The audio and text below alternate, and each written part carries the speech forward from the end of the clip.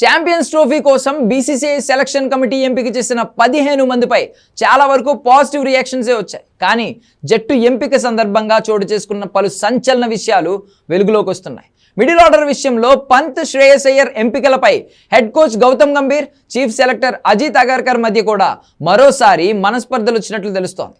Champions trophy కోసం అజిత్ అగర్కర్ నేతృత్వంలోని selection committee number 1 wicket కీపర్గా రిషబ్ పంత్కే తొలి ప్రాధాన్యత ఇచ్చింది. కానీ గంభీర్ మాత్రం కేఎల్ రాహుల్ ఎంచుకుని అతడినే ఇంగ్లాండ్పై వన్డే సిరీస్కు ఆడించాడు. దీంతో రిషబ్ పంత్ బెంచ్కే పరిమితం అవ్వాల్సి వచ్చింది. ఈ విషయంలో గంభీర్, అగర్కర్ మధ్య తీవ్ర స్థాయిలో చర్చలు జరిగినట్లు తెలుస్తోంది. పైగా గంభీర్ ప్రెస్ కాన్ఫరెన్స్ పెట్టి మరీ KL Rahul number 1 wicket keeper అని వ్యాఖ్యానించడం చర్చనీయాంశమైంది. ఇంగ్లాండ్తో జరిగిన తొలి వన్డేలో ఓపెనర్గా యశస్వి జైస్వాల్ ఆడించారు. అయితే ఈ మ్యాచ్లో విరాట్ కోహ్లీ స్థానంలో అనుకోకుండా అవకాశం దక్కించుకున్న శ్రేయస్ అయ్యర్ మంచిగా రాణించి హాఫ్ సెంచరీతో ప్రశంసలు అందుకున్నాడు. దీంతో అతడిని జట్టు నుంచి తప్పించలేని పరిస్థితి నెలకొంది. మిడిల్ ఆర్డర్లో శ్రేయస్ అయ్యర్ కీలకంగా మారుతాడని భావించిన మేనేజ్మెంట్ అతడికి తోడుగా అక్షర్ పటేల్ను ముందుకు తీసుకొచ్చింది. అయితే రైట్ లెఫ్ట్ కాంబినేషన్ అంటూ బరిలోకి దిగితే ప్రత్యర్థికి ఇబ్బందికరమని గంభీర్ ఆలోచన. అందుకు తగినట్టే అక్షర్ను 5వ స్థానానికి తీసుకొచ్చి కేఎల్ రాహుల్ను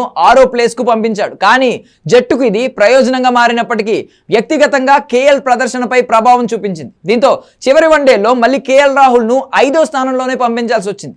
ఈ నేపథ్యంలో ఛాంపియన్స్ ట్రోఫీలో రాహుల్ను ఏ స్థానంలో బ్యాటింగ్కు దింపుతారనేది ఆసక్తికరంగా మారింది.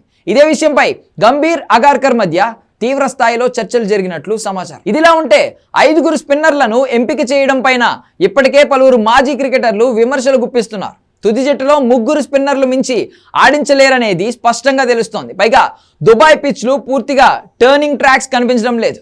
ఎందుకంటే ఇటీవల ఇదే పిచ్ పై జరిగిన ఇంటర్నేషనల్ T20 లీగ్లో ఇది రుజువైంది. ఈ లీగ్లో స్పిన్నర్లు అంతగా ప్రభావం చూపించిన సందర్భాలు లేవు. మొత్తం మీద జట్టు ఎంపికలో మరోసారి గంభీర్, చీఫ్ సెలెక్టర్ అగర్కర్ మధ్య భేదాభిప్రాయాలు రావడం హాట్ టాపిక్గా మారింది.